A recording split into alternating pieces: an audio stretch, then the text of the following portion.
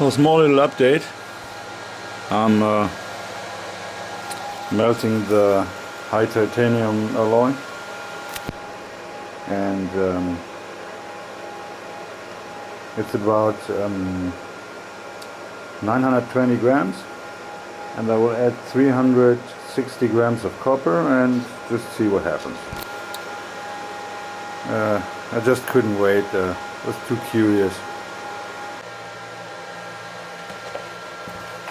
It should be more now.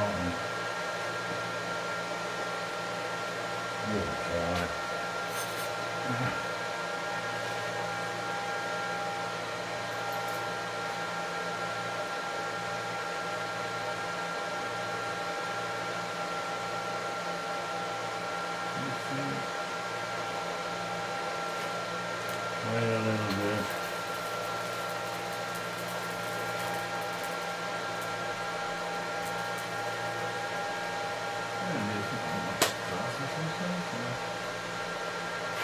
Let's wait a bit longer.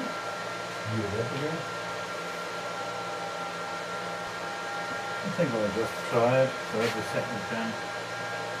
Let titanium roll.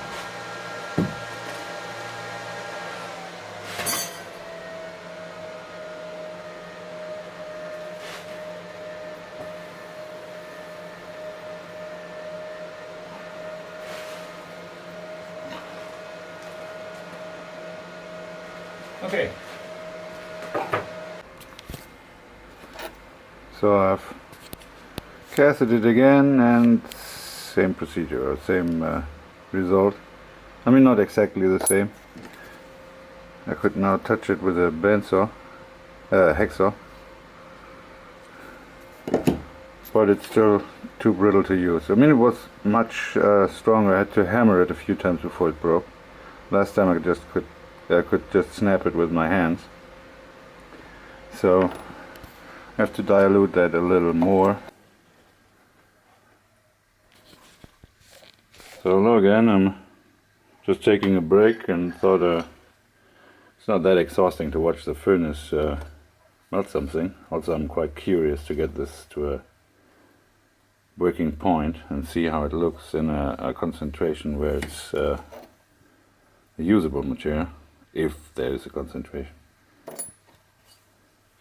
So broke that stuff, and just try to get this thing to break. Hammered on it relatively hard. I mean, it's just a small hammer here on the anvil part of the vise, and it marked it. But yeah, this was the part I cast on a thick piece of aluminium with the steel around to get it solidified much quicker. This is a good idea if you want to have stuff to machine. It gives it a finer grain structure. The sand cast is slow cooling in the sand will give you a coarser grain structure. The crystals can grow to a bigger size.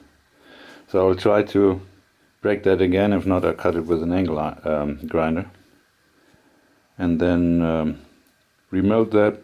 Add a little more copper. I think I will just add 150 grams. See what happens. I'm quite close. So we will see.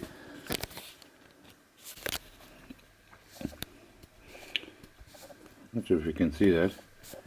I just tried to concentrate the force of the hammer with a punch, and surprisingly, this quickly solidified material seems to be kind of ductile. I mean, it punched. It didn't break it out. Clearly a punch mark. So, not sure about that. I will just maybe just add 100 grams, because it seems to be quite close, and only the sand casted stuff. I mean, this was cast on an aluminium plate that was basically solidified extremely quick. to give it a better structure. And that seems to preserve the alpha phase. I mean, it's the same as aluminium bronze. The extruded parts can have a little more aluminium in them without getting brittle, while the sand casting has enough time to form big crystals and get to the equilibrium, or near it. So yeah, not sure about that. I mean, I'm now thinking about trying to machine this thing and just remelt the rest. I think I will do that. I will try to clean that up, chuck that up, and try to cut it.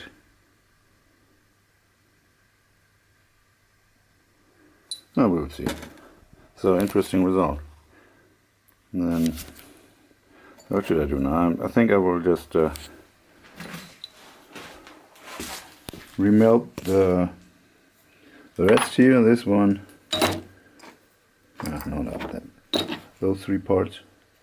Add a little bit of copper and do a sand cast. So just try to cut it with an angle grinder. Cut a piece out. And I think it's too brittle and too hard to try to machine yet. I mean, it's getting better. It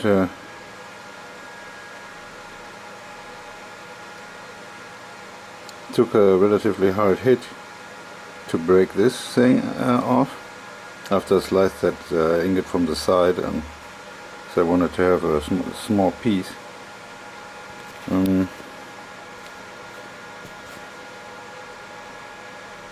It also seems to have this oxide color of the titanium.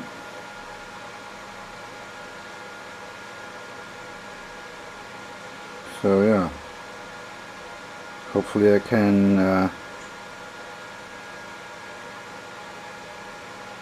get it down to a point where it's usable and hopefully not lose this coloring and the black scale and things like that.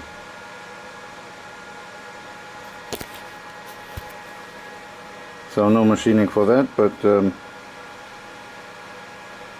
it's at least much more usable. It seems like cast iron or so. I mean, you can punch mark cast iron, will not directly break.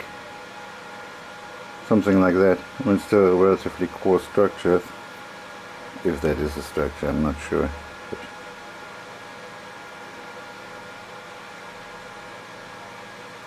we'll see. So I'm waiting now for the 500 gram I put into the crucible of this material to melt, and add 100 grams of copper, and repeat the sand casting, and maybe that gives a more usable result. I mean, it's far better than the last try here, this one, but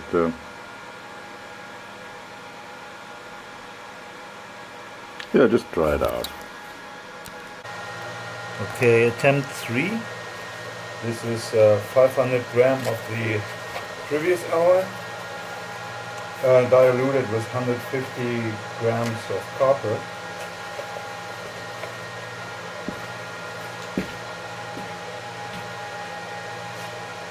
Let's see.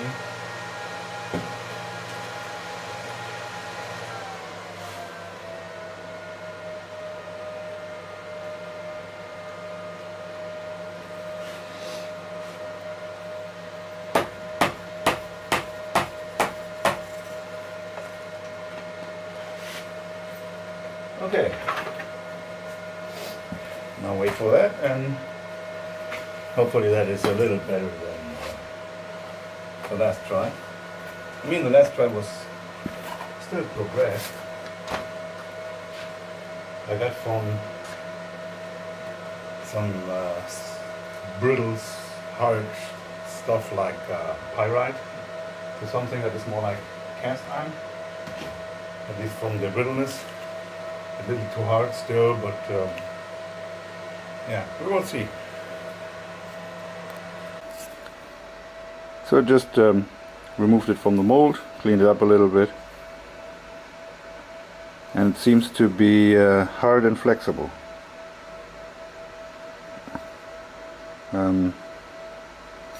Yeah, quite hard actually. I think I will cut that off, but not brittle anymore, or quite stiff. So I will now try to cut that off. Hopefully I haven't ruined my hacksaw.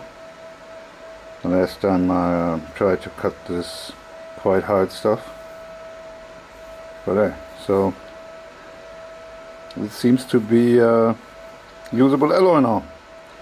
I have to do some calculations about the titanium content, because basically you can do it yourself. It was I was shooting for 22% in the first run, and then I took 920 of that and added 360 copper, and then I took 500 of that and added 150 of copper, and this is basically it. So yeah, I'll cut that off, grind it a little bit, see how it behaves. So success, at least partially. I mean, this is not usable for artwork, and it's still taking the titanium colors if you heat it. So still silver, it's castable, it's grindable, and at least for artwork it seems nice. So the next one will be to test the round part that I cast with this here in the lathe. Try to cut it. I mean, it's still on the harder and tougher side. This time it isn't brittle.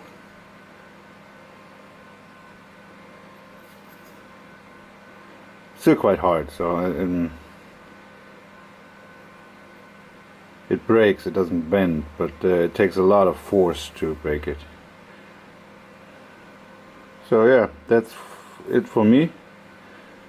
So the last one seems to be at least usable for artwork, where you just grind it and maybe drill a hole with some small carbide drill or whatever. I'm not sure how this will machine, but it looks nice. So yeah, so I think that's it. I'm kind of tired even with the coffee, so I think I will call it a day. I really had to try this out. I mean, I'm quite busy in the moment, but I was just too curious. So yeah. So thank you for watching, and see you.